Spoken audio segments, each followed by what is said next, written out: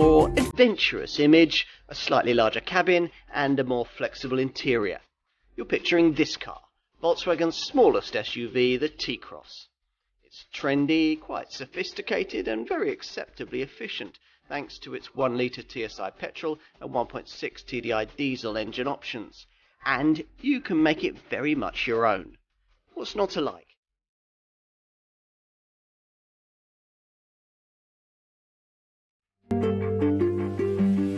It may seem as if Volkswagen has a considerable number of family SUVs in its model lineup, but the surprising truth is that until the introduction of this T-Cross model, the Volkswagen brand had been completely absent from one of this crucial segment's fastest growing sectors, that for super mini-based SUVs. Nissan launched the Duke in 2011, Renault announced the Captur in 2014. It wasn't though until late 2018 that we first saw this T-Cross, Volkswagen belatedly responding to the fact that the small SUV segment has doubled in size over the last 5 years and will double again over the next 5. Now this contender slots into the company's range just below the Golf-based T-Roc, which in turn sits below the Tiguan and Touareg SUVs in the company's lineup. The T-Cross is Polo based and it sits on the same MQB A0 platform as its VW Group close cousins, the Skoda Kamiq and the Seat Arona. The motor industry likes to think that customer preference for small, tall models like this one is a recent phenomenon. Actually, it isn't. Cars like the Renault 4 were offering this kind of packaging back in the 70s, although admittedly not with the kind of urban crossover vibe that characterises the T-Cross and its ilk. This doesn't translate into any actual extra rough road capability, of course. Super mini SUV buyers don't want that. But it may well sugar the pill if you've decided the time has come to downsize from something slightly larger. As will the surprising amount of space in this car's cabin. Now, given the whole short, tall theme, you might expect this car to offer more headroom than a supposedly larger Golf, but you might well be surprised to find that this T-Cross can also offer considerably more boot space than that car, courtesy of its sliding rear bench, and that's a key differentiating feature over this model's Seat and Skoda counterparts. Other promised surprises include the kind of brightly coloured optional trimming packs that once would have been at odds with Volkswagen's traditionally conservative image, and ride quality that's equally contrary to the normal notion that because of extra height, an SUV must always ride more firmly than the ordinary hatch it's based on. Well, it's all enough to make us want to find out more, so let's take a closer look at what the T-Cross has to offer.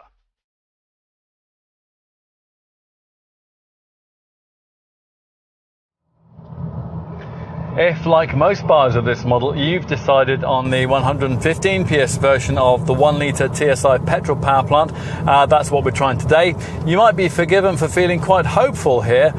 This engine is the same one that'll royally entertain you in the brand's Up GTI city car shopping rocket, and here it's bolted to an even better platform, the MQB chassis that gives the Golf such rich potential reserves of dynamic prowess. If your T-Cross happens to be jazzily packaged, then you might think it would all add up to a little SUV that could be as fun to drive as it can be to look at. As it turns out, though, the more conservative look and feel of this particular test car is a better indicator of what you'll actually get. Perhaps predictably, this TSI engine's aural personality has been dialed down a bit for this crossover. Plus, of course, it's got 180 kilos more weight to lug about than it's saddled with in the Up. The longer ratios chosen for the 6-speed manual gearbox are more geared to cruising than they are to cremating the tyres. And of course, that taller body makes its presence felt if you're minded to start ambitiously pushing on at speed through tighter bends. All of these attributes will of course be very welcome to the older buyers who'll ignore the surf shack marketing and form the largest likely audience for this car, and those people will love the attribute that we like most about it, the class-leading quality of ride. Now, we should have anticipated this, firstly because Volkswagen's almost always very good at supple damping, and secondly because the Polo Super Mini that this car is based on is a particularly good advertisement for the brand's prowess in that respect. The company says it's set out to make the T-Cross ride like a much larger car, and sure enough it does. It easily shrugs off speed humps and pockmarked urban surfaces, and that's despite the lack of anything particularly advanced in terms of suspension design. Certainly many competitor brands are going to want to know how a straightforward McPherson strut front and torsion beam rear setup can deliver damping this good. It handles higher speed undulations brilliantly too. One writer described the response as being akin to riding on jeweled bearings. Even larger wheel sizes don't seem to upset it very much. Like most three-cylinder turbo engines, this little TSI unit doesn't have much to offer below about 2,000 RPM, so you won't be screaming away from the traffic lights. 62 mph from rest occupies 10.2 seconds en route to 120 miles an hour. Once you get into the mid-range though, and you can properly use the 200 Nm torque reserve, it becomes quite a fizzy, eager partner. Or at least it does, unless you dampen its enthusiasm by mating it to the optional 7-speed DSG automatic transmission that your dealer will want to talk to you about. You can't have that self-shifter if budgetary considerations force you to have chosen this 1-litre TSI engine in its lesser 95 PS state of tune. In this feebler guise, the power plant offers 175 Nm of pulling power. It's mated to a 5-speed manual gearbox, and it labours rather more than you'd think from the quoted stats. They suggest it manages the 62 miles an hour sprint in 11.5 seconds on the way to 112 miles an hour. Volkswagen has, rather surprisingly, also decided that this T-Cross should have a diesel engine option for our market, and that's a relatively rare thing to find in the small SUV segment. It's the 95 PS version of the brand's familiar 1.6-litre TDI unit, and it's offered in 5-speed manual form, a variant which makes 62 in 11.9 seconds, or with the 7-speed DSG Auto, in which case the figure is 12.5 seconds. The key stat, though, is that pulling power rises with this engine to 250 Newton meters, which will make the TDI derivative the T-Cross variant of choice for the few buyers who might be interested in towing light loads. But this really isn't the kind of thing you'd buy to tow stuff about, nor, as suggested earlier, is it the kind of small SUV that you'd buy if keen driving was on your agenda. Although, just in case, Volkswagen does offer an optional driving profile selection system which allows you to tweak throttle response and steering via various modes. This instead is a little crossover that's perfectly suited for driving in the real world. From the moment you start off down the road in one, you instantly feel comfortable with the way it feels and responds. All the control weights are nicely matched, the clutch engages smoothly, the throttle response is linear, the brakes inspire confidence, and the steering is light and precise, even if it offers relatively little in terms of actual feedback. As mentioned earlier, during fast, tight cornering, having a slightly higher centre of gravity than you get in that Polo is noticeable, but even then the T-Cross doesn't lurch about and it feels relatively agile. For the rest of the time, you'll simply enjoy the fact that the slightly higher set driving position gives you a useful improvement in all-round visibility. So it's good around town, it's equally good out on the highway, helped by that supple ride and by standards of drive refinement that are difficult to better in the class.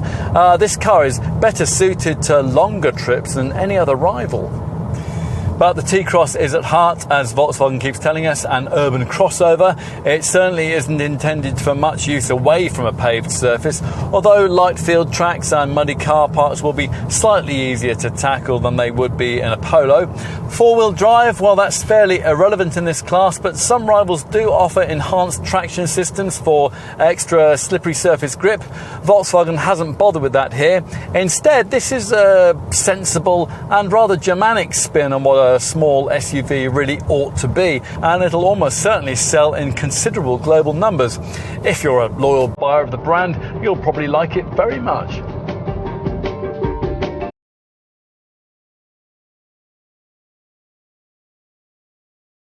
if you want a compact, affordable Volkswagen SUV, but you find the brand's Golf-based T-Roc model a bit too fashion-conscious, then this Polo-based T-Cross will probably be right up your street. Despite the fact that it sits on an MQB A0 platform, supposedly designed for super minis, it's actually not much smaller than a T-Roc in overall size, and it has a boxier, more conventional shape that ought to make it a touch more practical inside. The T-Cross is a couple of inches longer and just under 6 inches taller than the Polo Super Mini it's based on, but that still leaves it a touch tinier than most key rivals in the segment for small SUVs. The front end does the minimum necessary to suggest crossover conformity.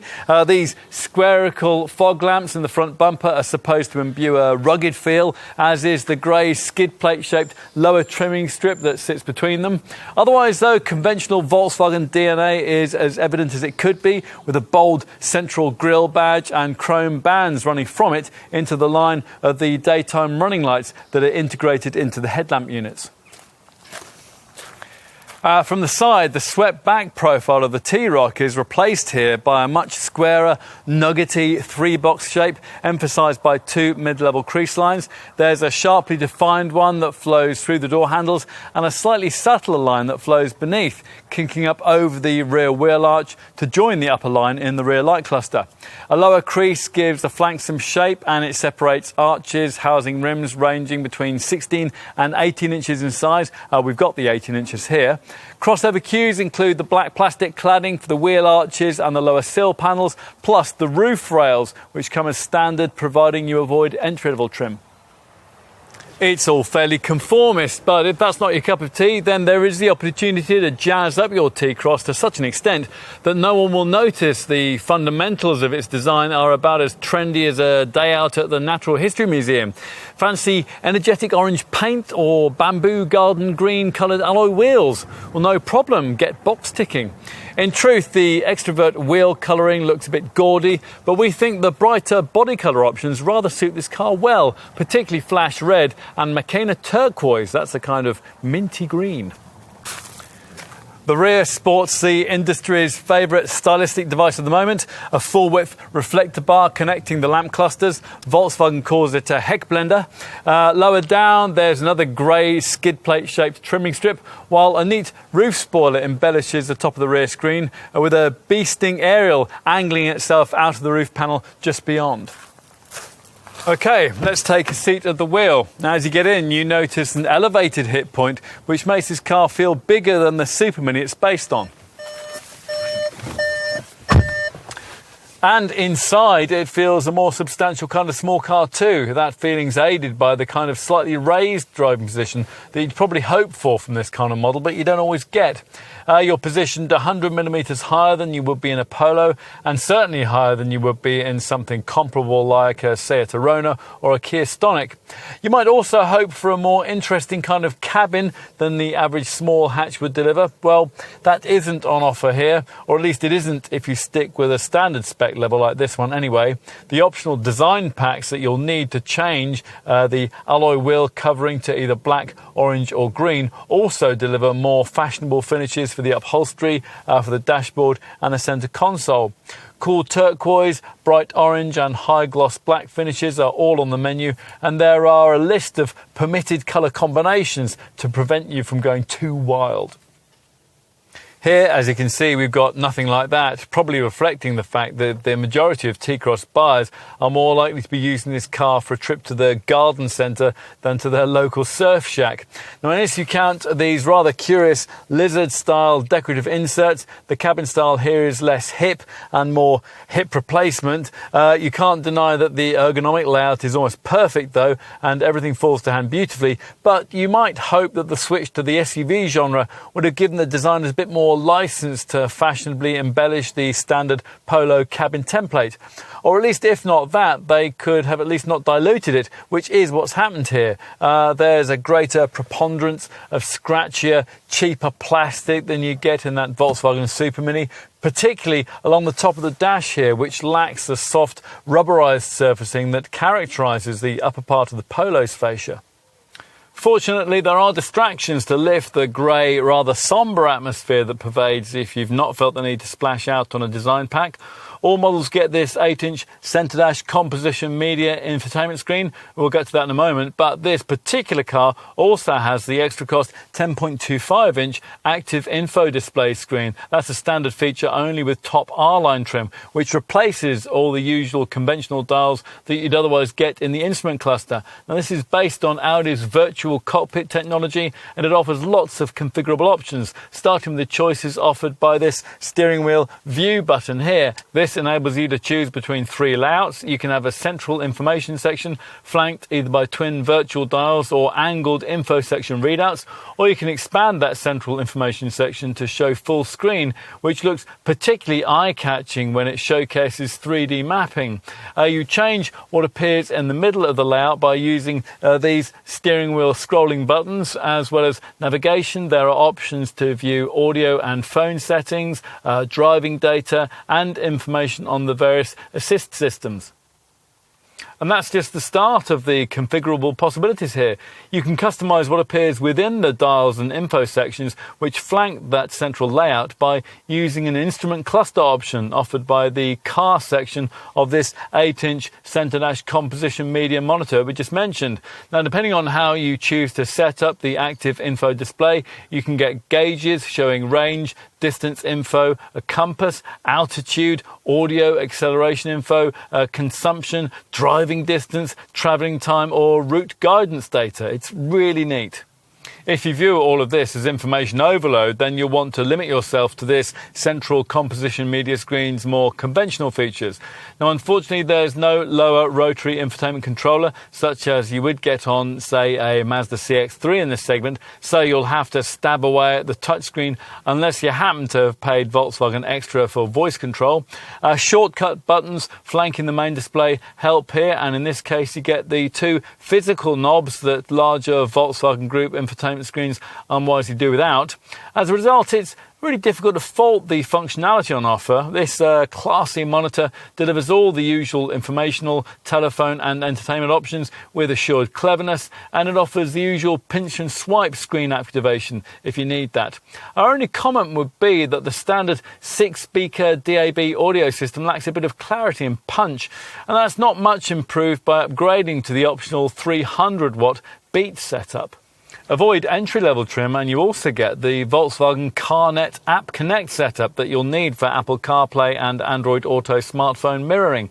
Now, once that software is activated, you're all set to enjoy things you maybe never thought you'd be able to access on the move. For example, Apple CarPlay supports Spotify, the music streaming service, the video calling app Skype, and Stitcher, which offers a variety of radio shows and podcasts. Android Auto works with a variety of apps, including Instant Messenger's WhatsApp and Kik, and Google Hangouts too. If you get a variant fitted out with the Discover navigation system we have here, you also get a brilliantly helpful CarNet Guide and Inform setup, which gives you in-car online access to a whole range of useful journeying information. Everything from traffic news, weather and news feeds, to information on fuel and parking prices in your place of destination. Now, this is included with the navigation package for the first 3 years of ownership, and then it's offered on a subscription basis. Now, with this setup, you can also download a Volkswagen Media Control app, which will allow remote control of the infotainment system via phone or tablet. So your kids in the back can select your journeying music. Come to think of it, you might want to keep that particular feature to yourself. Enough on infotainment. What else might you need to know about the front cabin of this T-Cross?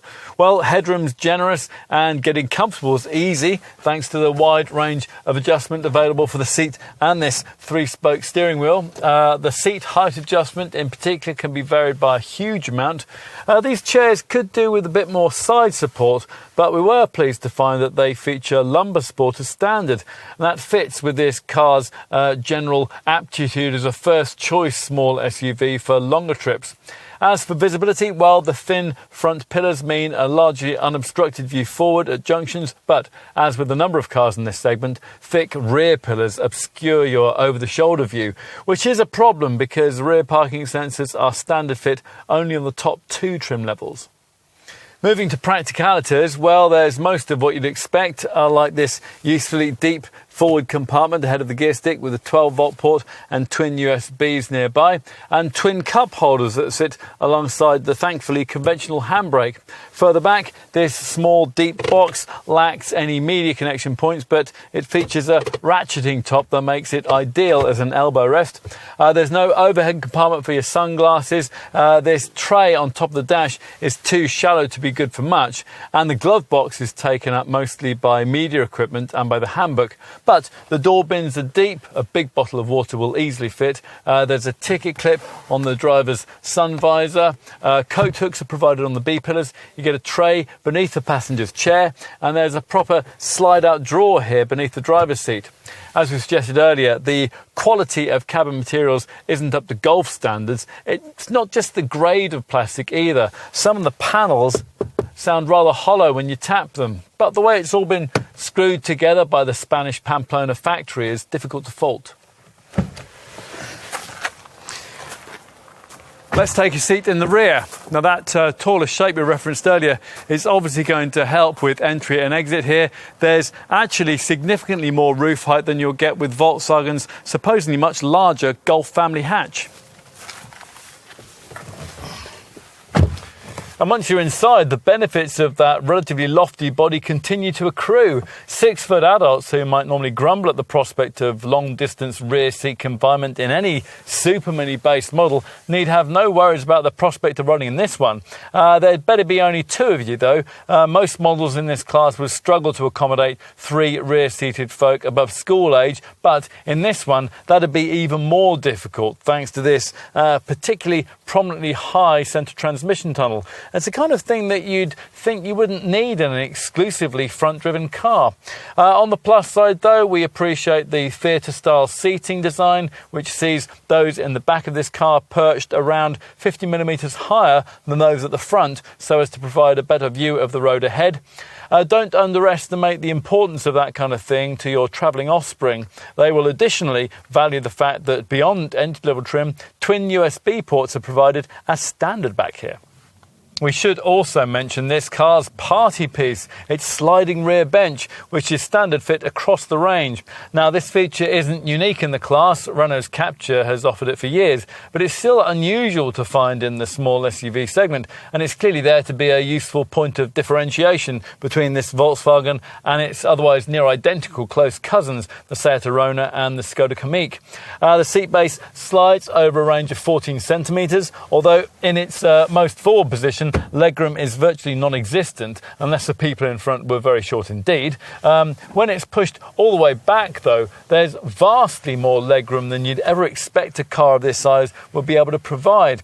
If we were being picky, then we'd want the sliding seat base to be segmented so that you could, say, slide a baby in a child seat closer to you at the front while allowing a rear-seated adult to stay back and get decent legroom. It is also a pity that the seat backs don't recline, although perhaps that's asking a bit much of a car in this class. As for the sensible stuff, well, since most Super Minis don't give you a centre rear armrest, you don't get one here either, but there is a central storage cubby, very decently sized door bins and ISOFIX mounting points for the 2 outer seating positions. There are also seat back pockets, which you can't always take for granted that you'll get in this class of car. Most Seat Arona variants don't provide them, for example. Finally, let's take a look at luggage space out back. Now, you might hope that the tall shape would free up considerably more boot capacity than you get in a Polo. Well, that depends on the position of that sliding rear bench. If it's pushed all the way back, as it is here, there's 385 litres of space, just 34 litres more than a Polo, but easy enough for a buggy or a few large suitcases.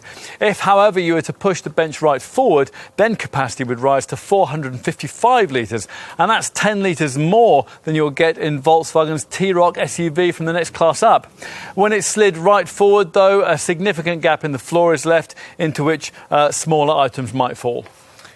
The loading area offers a set of 4 body-coloured tie-down points along with 2 bag hooks, and it's also a very usable space thanks to this adjustable height boot floor. Now this is standard above entry-level trim, but do bear in mind that you'll have to do without it if you order the optional Beats audio system because of the space occupied by the rear subwoofer. Anyway, it's easy to flip between the 2 levels, and when you raise the thing, it clips up into place behind neat side catches. And when it is up, a deep spare wheel well is revealed below. Unfortunately, it won't contain a spare wheel unless you pay extra for one, and that's something that we always disapprove of on any vehicle purporting to be an SUV. Usefully, there's also enough room under here to take the rear parcel shelf when that's not in use. Need more room? Well, this car can't offer versatile options like a ski hatch, 40-20-40 seat folding flexibility, or a fold flat front passenger seat. So there's just the usual 60-40 split rear bench. Push the backrest forward, and although you won't get a completely flat floor, it will be fairly level back to the boot lip if the adjustable height floor is in its raised position. As for total capacity, well, a 1,281 litre load space is revealed if you load to the window line. That's 156 litres more than you get in a Polo, and just 9 litres less than you'll get in a T-Roc.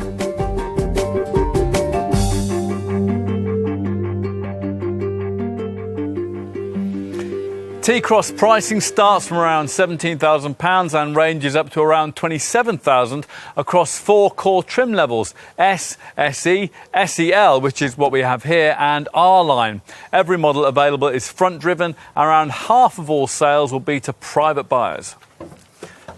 Now, almost all T-Cross models will be ordered with the 1-litre turbo TSI power plant we're trying here, which in base 95 PS form comes only with 5-speed manual transmission, and that's a combination that you have to have if you go for the base S-level trim. The next level up, SE, is the only one that gives you a choice of all 3 available T-Cross engines. So there's a modest £750 premium to get the perkier 115 PS version of the 1-litre TSI unit that we're trying here. Or if you're prepared to find nearly £2,500 more over the cost of that base petrol unit and take your spend to well over £21,000, then you'll be able to get yourself the 1.6-litre TDI diesel, which only 5% of buyers are expected to choose. Hence, Volkswagen's rather surprising decision to offer it in our market here. The 115 PS petrol engine comes as standard with a 6-speed manual gearbox. The diesel, that gets a 5-speed stick shift, and with both those engines you can pay £1,500 extra to upgrade yourself to the brand's usual 7-speed DSG auto transmission. Now, since essentially this is an SUV version of Volkswagen's Polo Super Mini, it's relevant to consider the T-Cross price premium over that car. And that's an issue that the brand has tried to cloud by giving this crossover a slightly different range of trim designations and a different output for the base diesel unit. Crunch the numbers and you'll find that at the foot of the range, the step to go from a Polo to a comparably specified T-Cross varies from around £2,300 to around £3,300, depending on the variant that you're looking at. No wonder the mainstream brands are piling into this segment. As for the price difference between this car and the next SUV up in Volkswagen's range, the T-Roc, well, again, a direct comparison that's rather difficult to make because the engine range on offer in the T-Roc is slightly different. But the 1-litre TSI 115 PS unit is shared, and with that fitted and with a comparable level of trim, a T-Roc that will cost you just over £2,100 more than a T-Cross.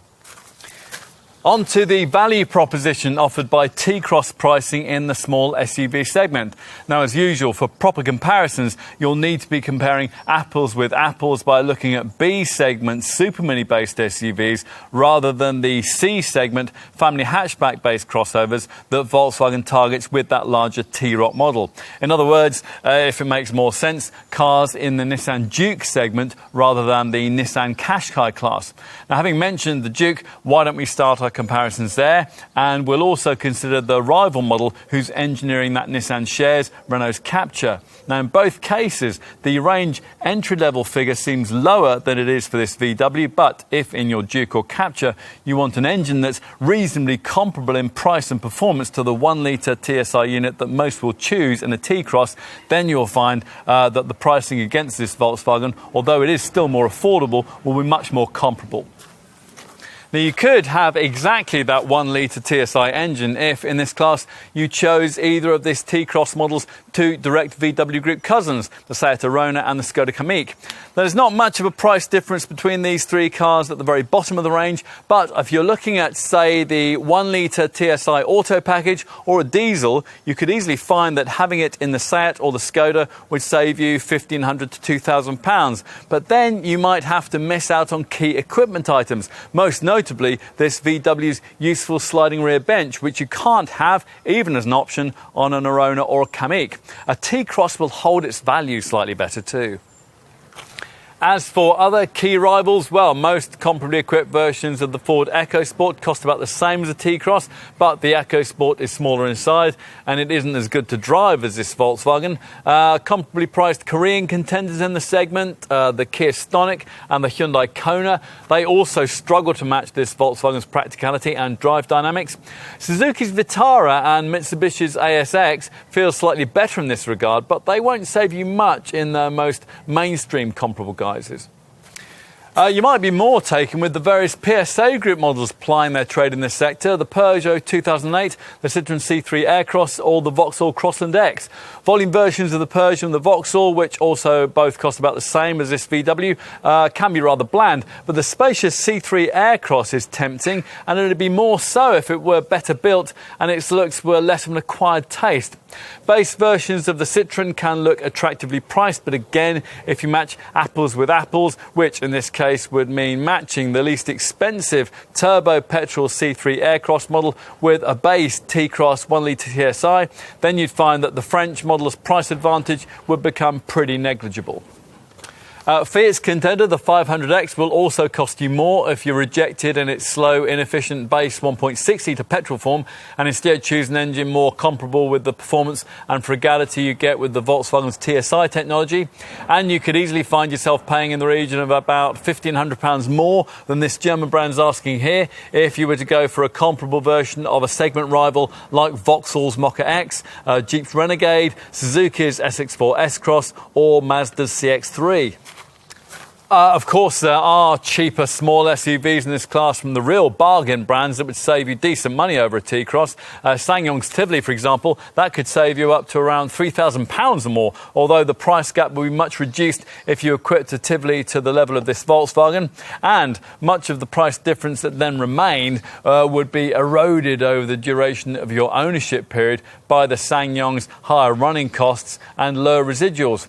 Broaden the scope of your search and you could even theoretically get yourself a comparable car of this kind in the really affordable £12,000 to £14,000 bracket if you went for a Suzuki Ignis, which is too small for family use, or a Dacia Duster. That's a much clunkier proposition though for urban driving. But let's get to the bottom line here, which is that whatever you pitch it against, the value proposition of this Volkswagen will probably end up looking pretty strong, especially once you've taken its strong, likely residual value performance into account.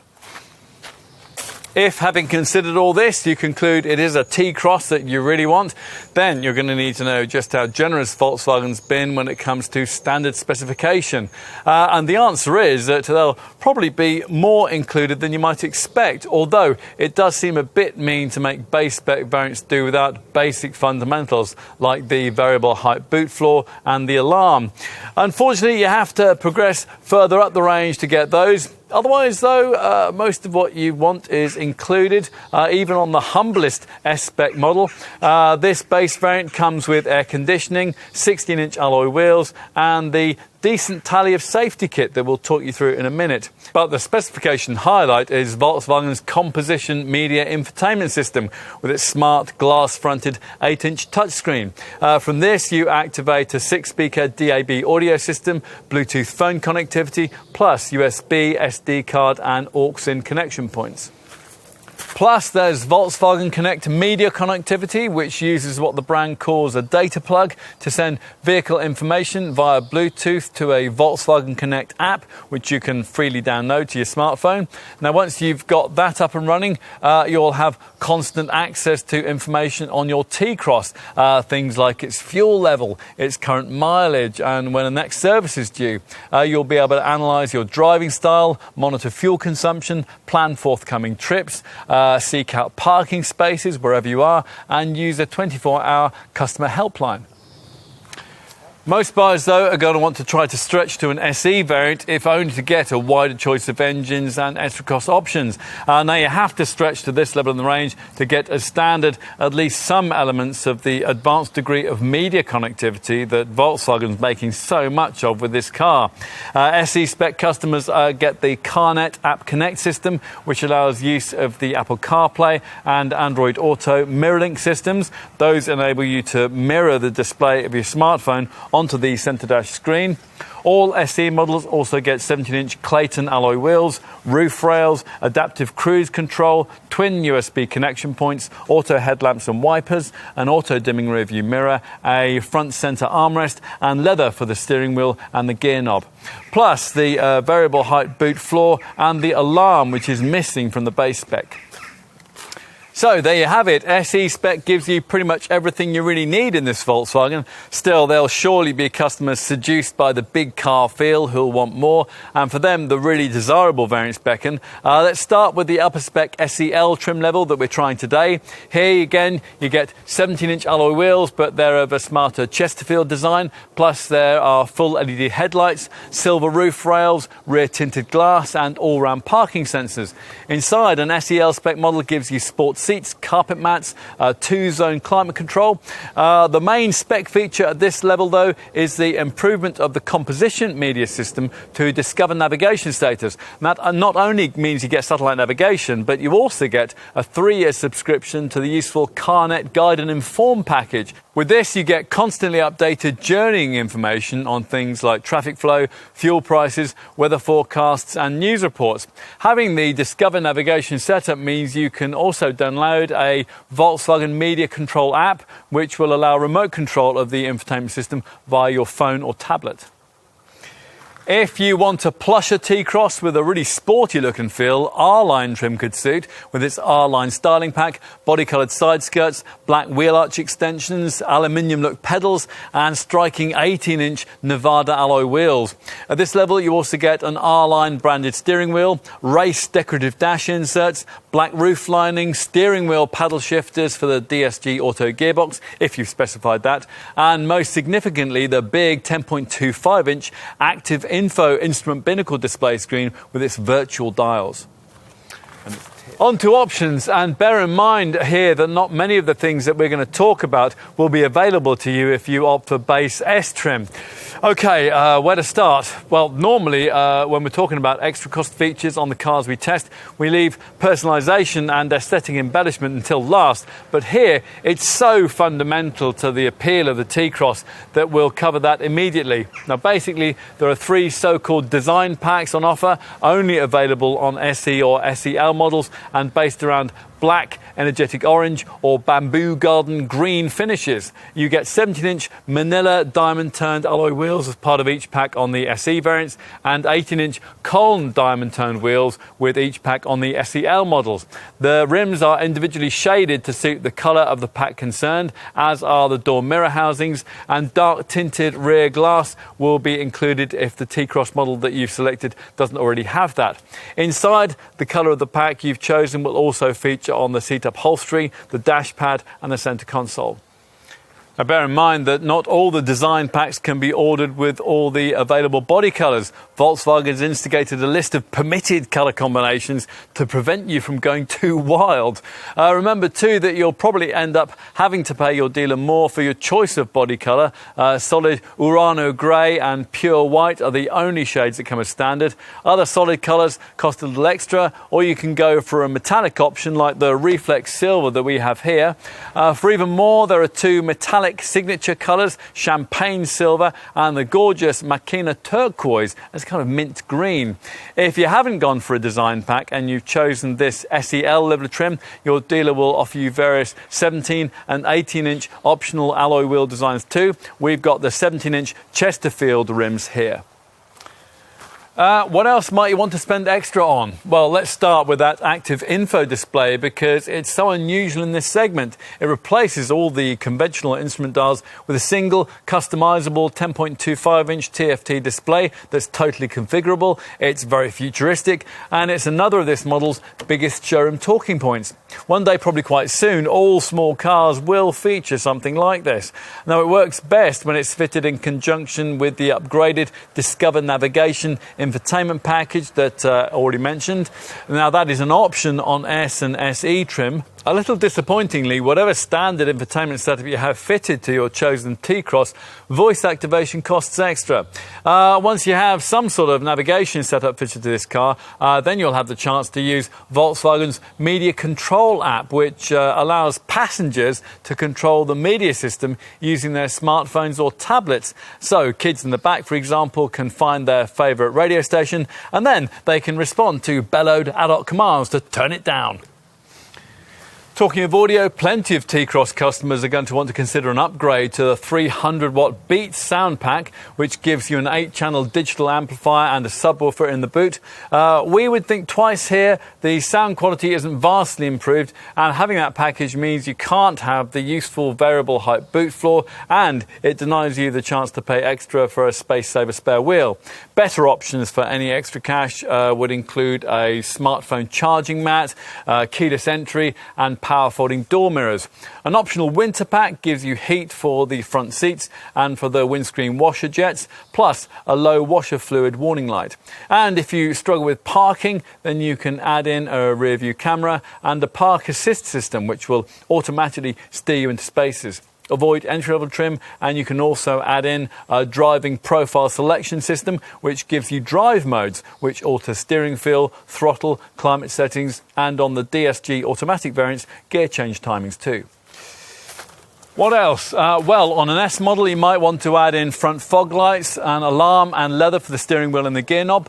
On an SE, you might want to add full LED headlights and 2-zone climate control. And on both, you might want parking sensors, rear tinted glass and carpet mats.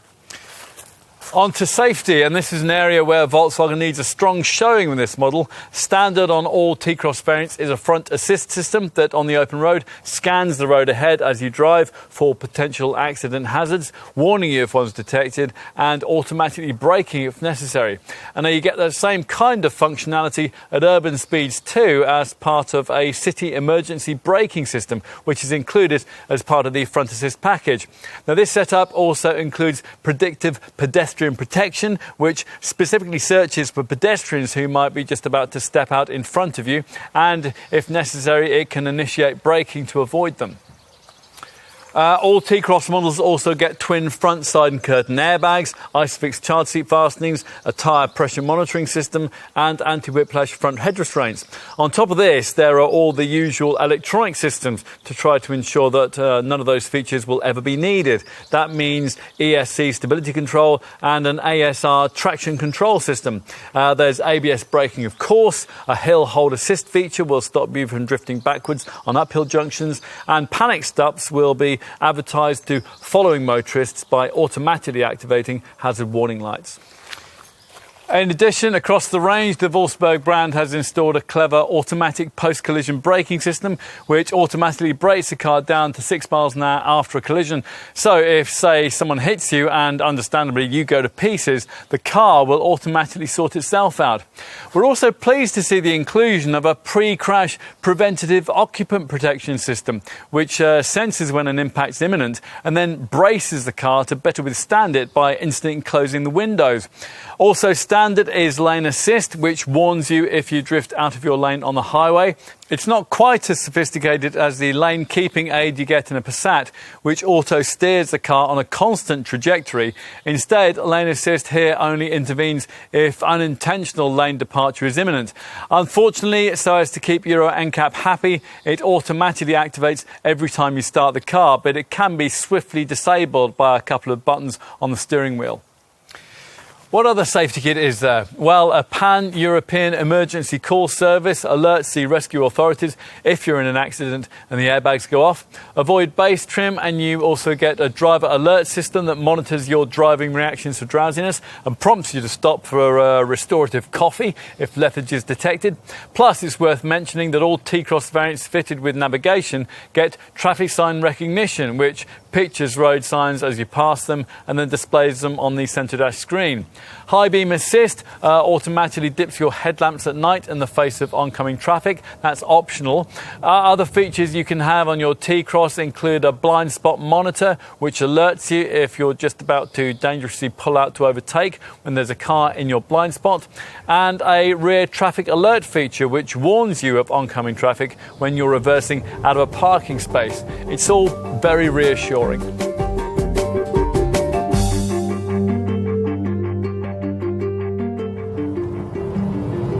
Small SUVs have come quite a long way in recent times, most notably in terms of running cost efficiency.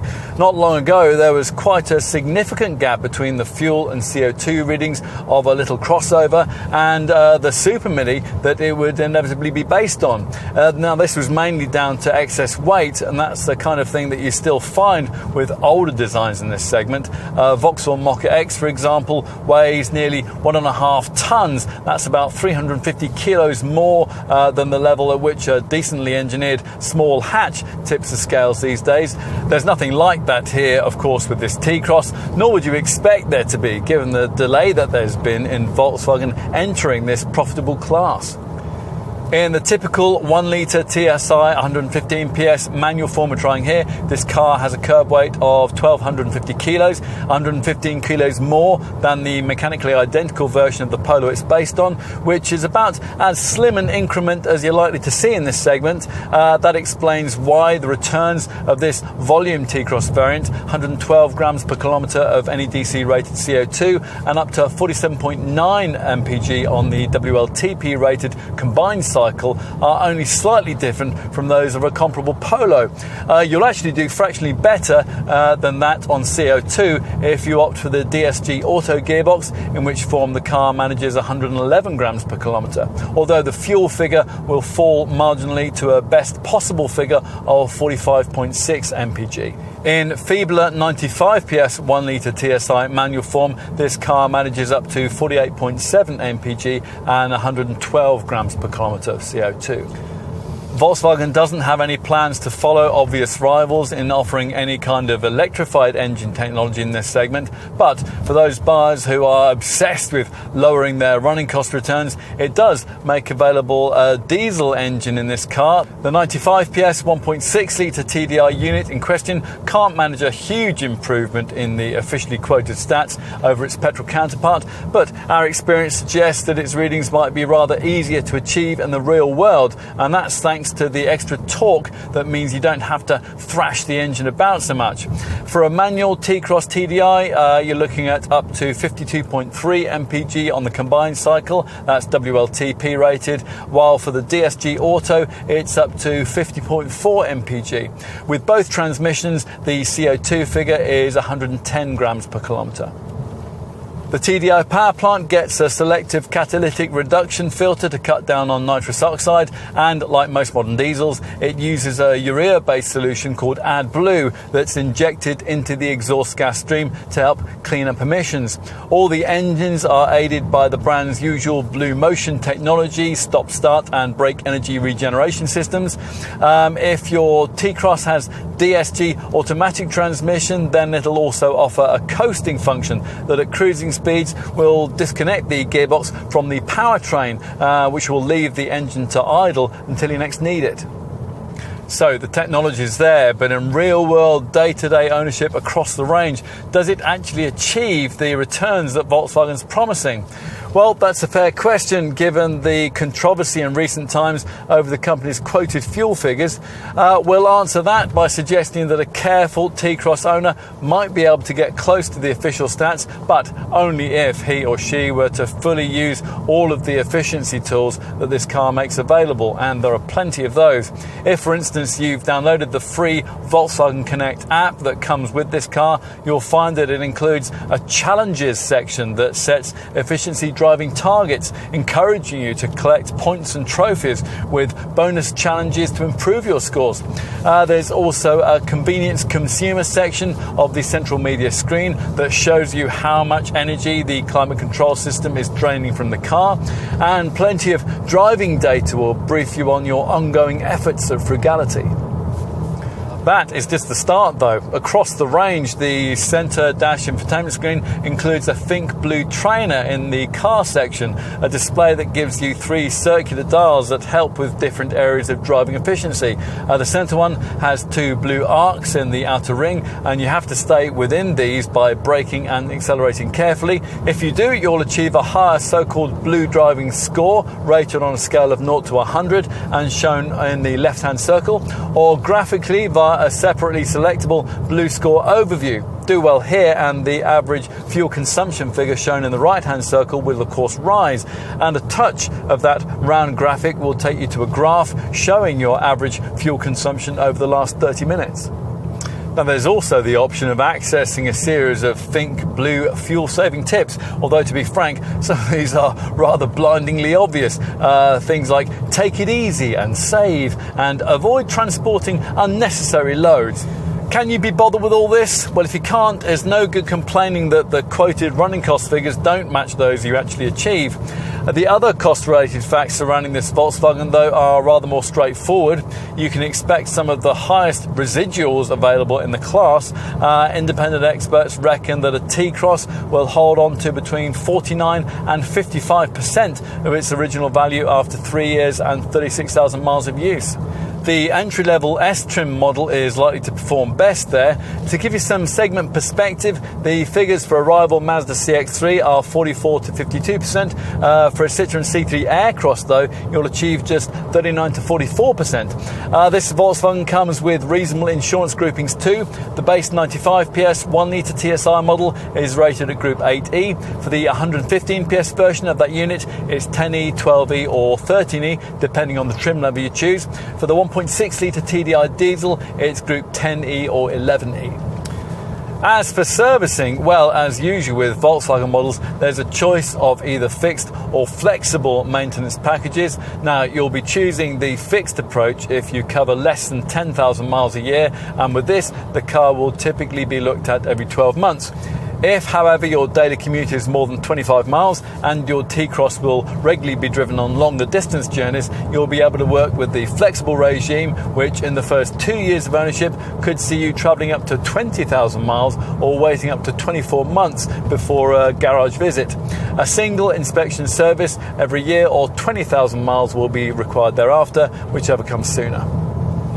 And warranties, well, the standard package is 3 years and 60,000 miles. We really can't see why Volkswagen couldn't extend that mileage limit to 100,000 miles, since that's what you get on the mechanically very similar Caddy model. Doing that, though, wouldn't, of course, give Volkswagen dealers so much of an opportunity to sell extended warranty packages. There's one for 4 years and 75,000 miles, or if you plan to see a bit more of the world in your T-Cross, there's a 5-year, 90,000 mile package. Whatever your decision, your car will come with 3 years of pan-European roadside assistance, which has no mileage restriction. The paintwork warranty lasts for 3 years, and as you'd expect, this little SUV is protected by a 12-year anti-corrosion guarantee.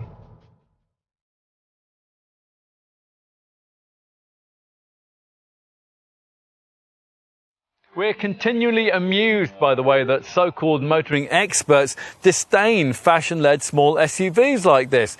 These people will tell you grandly that a comparable Super Mini will be cheaper to buy, better to drive and more affordable to run. They don't, though, seem to realise what's pretty obvious to the rest of us, that in comparison to something like this T-Cross, a conventional Super Mini is about as interesting as a weekend spent creosoting your garden fence. A Super Mini will also be less personalisable than a crossover and less spacious inside. All of these virtues delivered by a small SUV for what these days can be a relatively small price premium. So we're not surprised at the way this segment is expanding so quickly. We did wonder quite a lot, though, why it took the Volkswagen Group so long to enter it. Still, the brand has taken careful note of what buyers want in this sector, and it's provided the kind of more mature, polished product that up till now the class has been lacking. Now, you will pay a little more for a T-Cross than you will for some obvious rivals, but what you get in return is a more considered product that restricts its frivolity to a few optional trim packages, but is at heart very much a traditional Volkswagen. There are some things we really like about it, the superb class-leading ride quality, for example, and the sliding rear bench. That's a key showroom selling point that would allow you to downsize from a family hatch into one of these and feel quite happy. Plenty of customers will. How appealing the T-Cross will be to drivers currently loyal to rival brands, well, that's another question. If this car could have offered the interior quality and drive dynamics of a Golf, well, its task would certainly have been made easier. We also question its cutting-edge credentials. Yes, there is the optional digital dash, but apart from that, it does feel in some respects like the kind of design that's been sitting on the stocks for some time. There's no doubt, though, that it's likely to carve out a useful niche for itself. You certainly have to be a committed follower of fashion to choose a T-Roc over one of these. It is at heart a very complete small SUV and very much a Volkswagen.